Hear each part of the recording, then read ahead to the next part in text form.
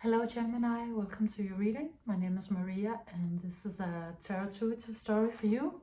If you have Gemini in your chart or you're a cross-watcher, or if something else drew you here and you feel that the story resonates with you, then it's for you.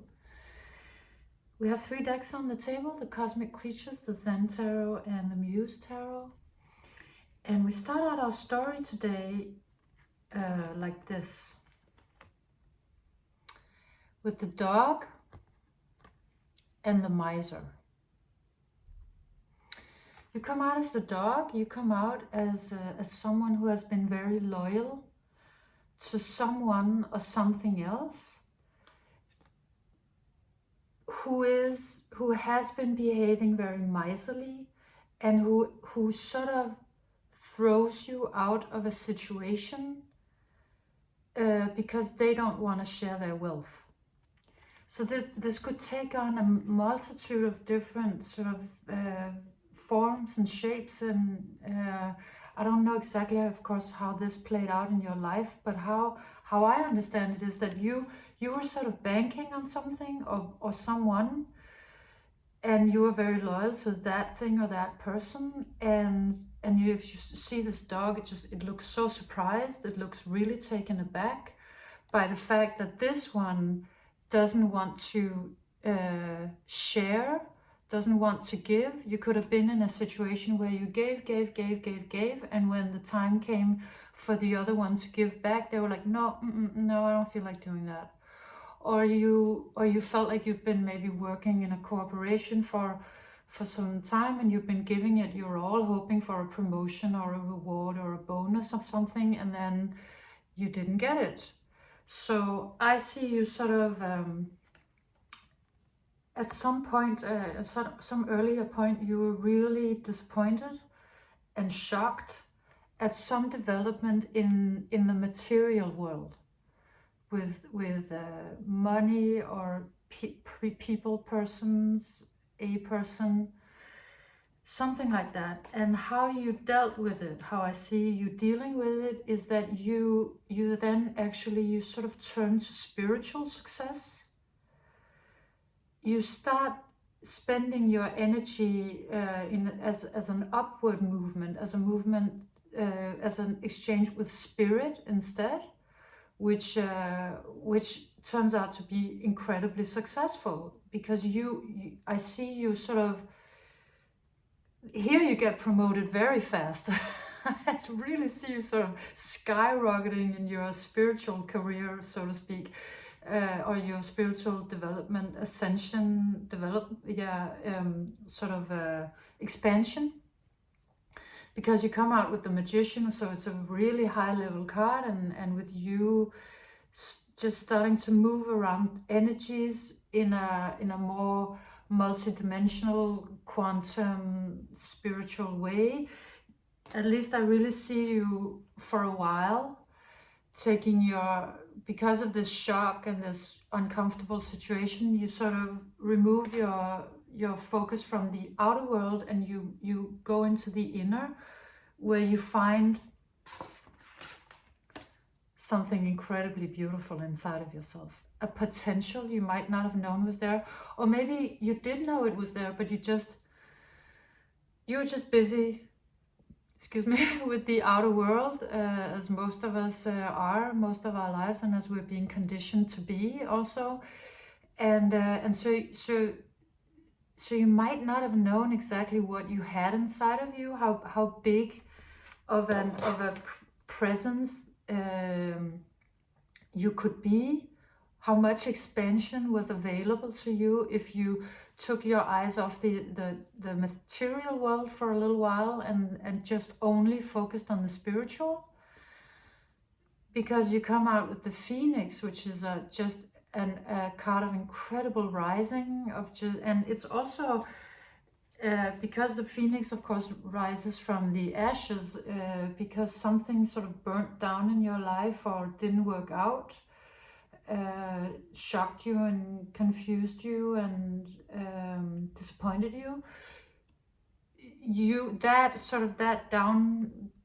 not downfall, but that downer of an experience is sort of giving you this possibility for this great ascension. So what happens in your life is that you go from sort of from the small life to the big life is how it's coming out. So you were in a world of maybe competition. You come out with the comparison card of competition, or you could have been in a relationship that was sort of based a little bit on competition. Might not necessarily have been in a negative way, but of course, I mean, some of it would have been a little difficult. Or you could have been in an area of life that's very fraught with a comparison, which almost everything in the modern world, of course, is at this point, but some places more than others.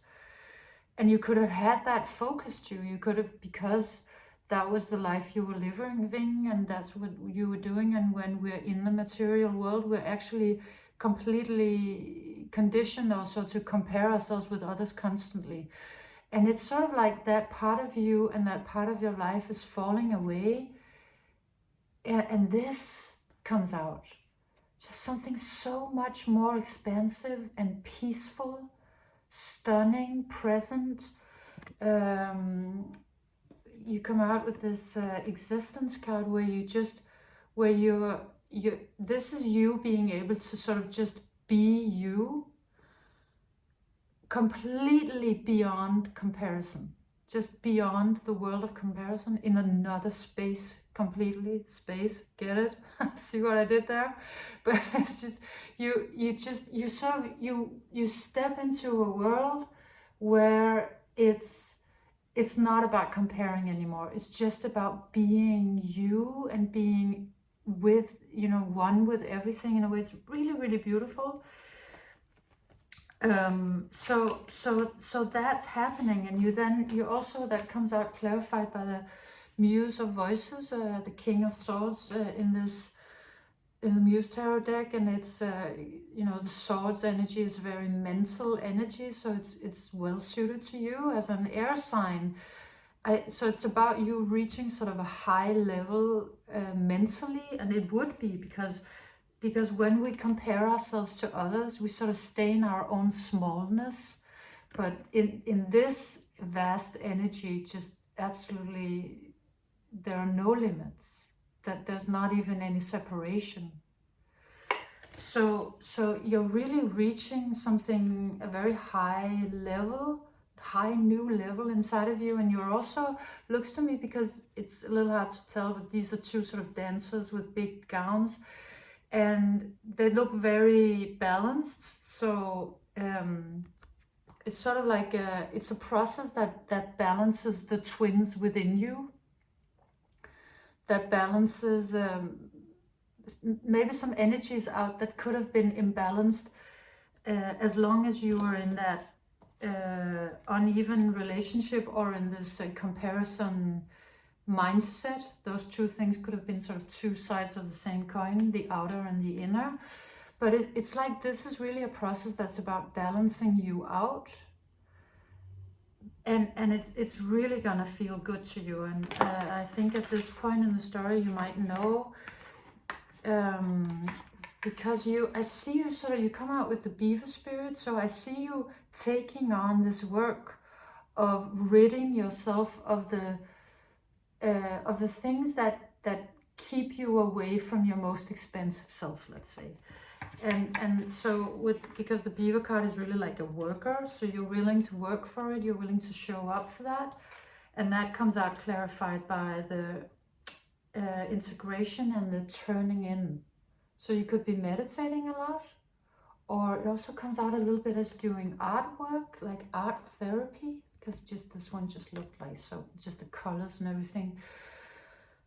Or just something that brings you sort of into flow states and maybe a little bit out of some darker shadows. It could be sort of your way out of maybe disappointment, could go through quiet time, breathing, listening to music. This just comes out as sort of artistic or something that brings you into some flow states where you start to sort of rediscover yourself, and you start finding your peace again after whatever disappointment you went through.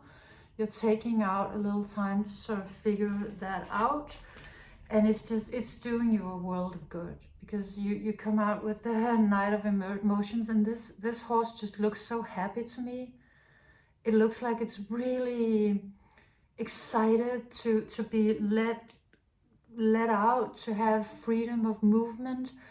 So I think that it is a process that is moving you in a way emotionally that was maybe that has been maybe necessary for a while. Maybe some emotions inside of you were not really moving in that situation you were in, but now that you're having a little more time to yourself, maybe it starts to move, and it comes out so refreshed. Your emotional self sort of wakes up in this process. So you could have been feeling that this is underway, or it could already be here, or else now you know it's coming. So it then comes out two energies in your reading that could be two other people than you. It could also be your two inner twins, one side of you and the other side of you, or it could be both. You have these two sides inside of you, and some people in your outside world is sort of mirroring that back to you. So those two are a very fast-moving trickster energy and a very slow-moving earthy energy. So sort of opposites in a way. And so these could be, yes, energies in your life in some capacity, or persons. And this process sort of, I guess, aggravates their differences in a way. And if it's an inner process, that they're doing it in order for you to see it and then make this deeper integration. So if I'm reading it, I think I'll do that. I'll probably read it as an inner process. So if you need to interpret it differently, feel free. But I think that because you're going through this sort of inner work process where you're renegotiating the energies inside of you, this becomes very clear. Something inside of you becomes very clear. So there's this one side of you. This comes out sort of as a trickster energy, like just really fast moving and very dynamic, and enjoys speed, momentum, playfulness, all of these things. And if that's a person, it could be in a good way, or it could be a little mischievous, or it could be just very difficult to get a hold of. This could be a person in your life that you never really know when they're gonna come in, what they're gonna say when they come, how long they're gonna stay, when they're gonna go out. Because they're just a really free spirit, and they leave you with just not necessarily with nothing, although yes, that could be the case, but it just they don't answer any questions, is sort of how this wants to come out. It's like you're always like, but where are you going? Why are you coming now? How come you stayed this long and now you're suddenly leaving? Like, it seems very confusing what it is this trickster energy wants, what it's doing and why. It's unpredictable, and you're kind of left with just no answers to your questions in a void and in fogginess. This card, the traveling card, always comes out to me as fogginess. But I mean, if we're talking about a part of you, we could be talking about the part of you that's very adventurous, that likes to travel and go places, and just likes to move, has that whole moving communication thing going. Excuse me. And or could be this other person that is just really difficult to get a good read on, or energy that is difficult to get a good read on. You don't really know what it is where it's going, what it wants, or why. And it comes out clarified by the High Priestess, so yet another sort of mystery in the deeper layers. So when and if you sort of get into the deeper layers, it's still not completely revealed who they are. You can only still just see half of them. But of course, this card is also what informs me that this might be one part of you, one twin within you, because, you know, we only see half her face. And for some reason, just this hand with that half moon sticking into it was just so, it was really calling to me. And what it wants me to say, I don't understand this message, maybe you do, is that it's sort of a quarter of a crucifixion. Because this one always looks a little bit to me like Mary Magdalene, for a myriad of reasons I'm not going to get into. And then this with the hole in the hand is just sort of, yeah, a quarter of a crucifixion. I don't know what it means, but apparently I had to say it.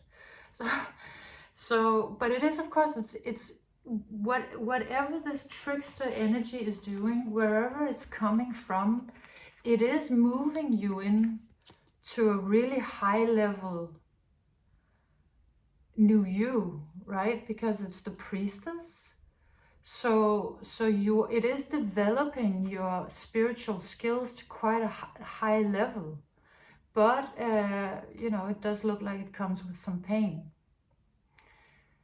Yeah, it has a price.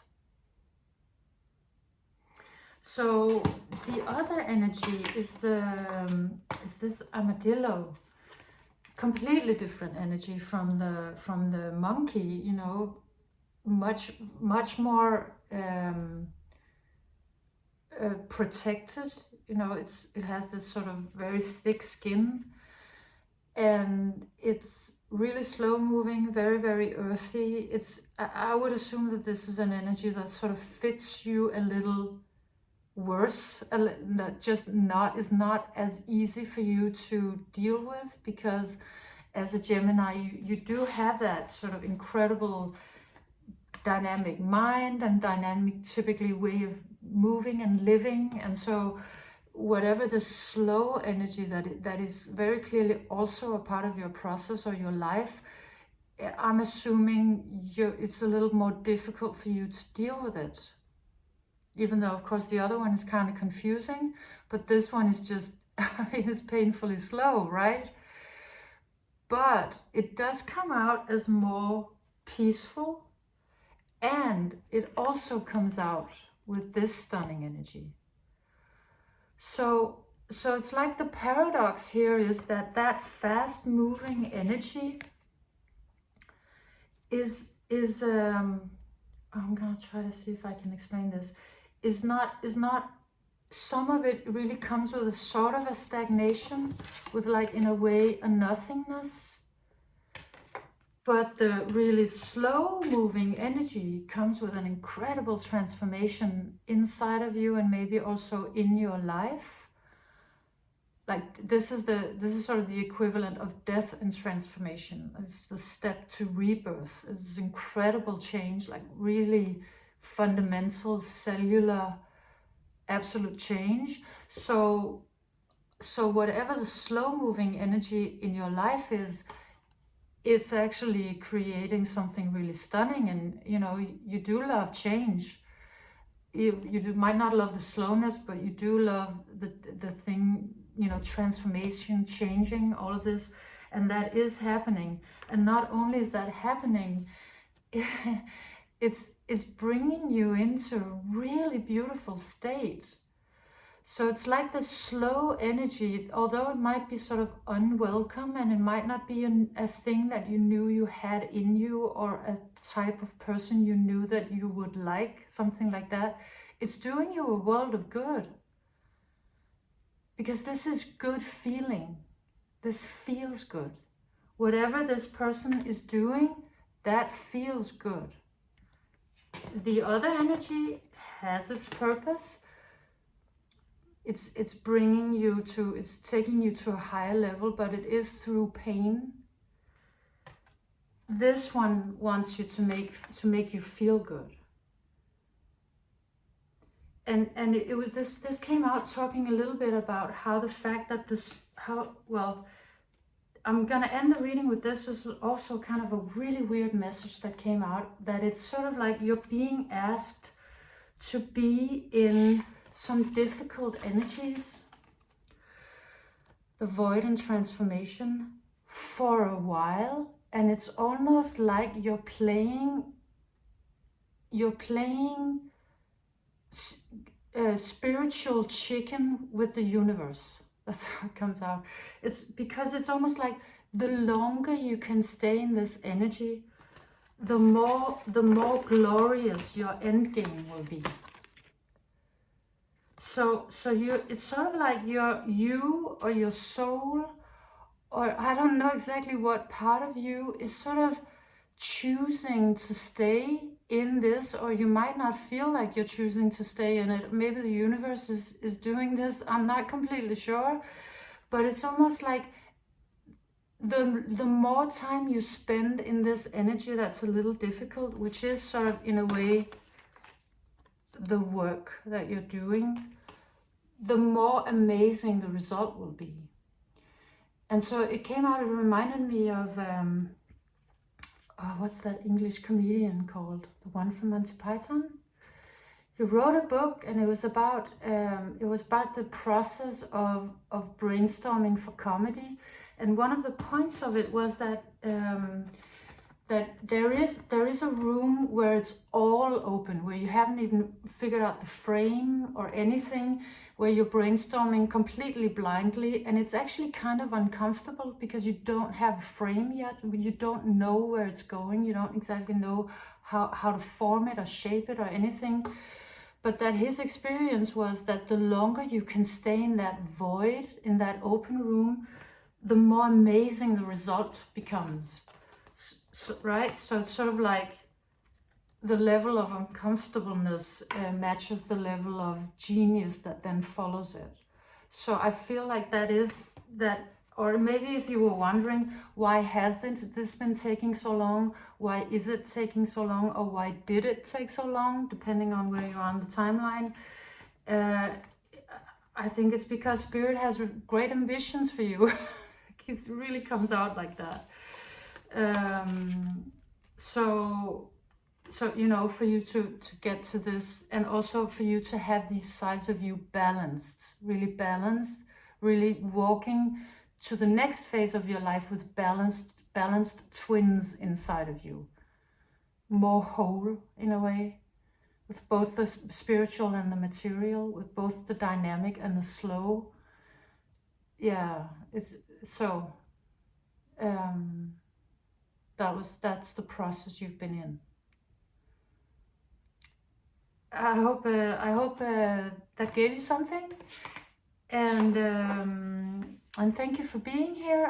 If you liked it, please like, subscribe, share, comment, and come back again. See you next time, Gemini. Bye.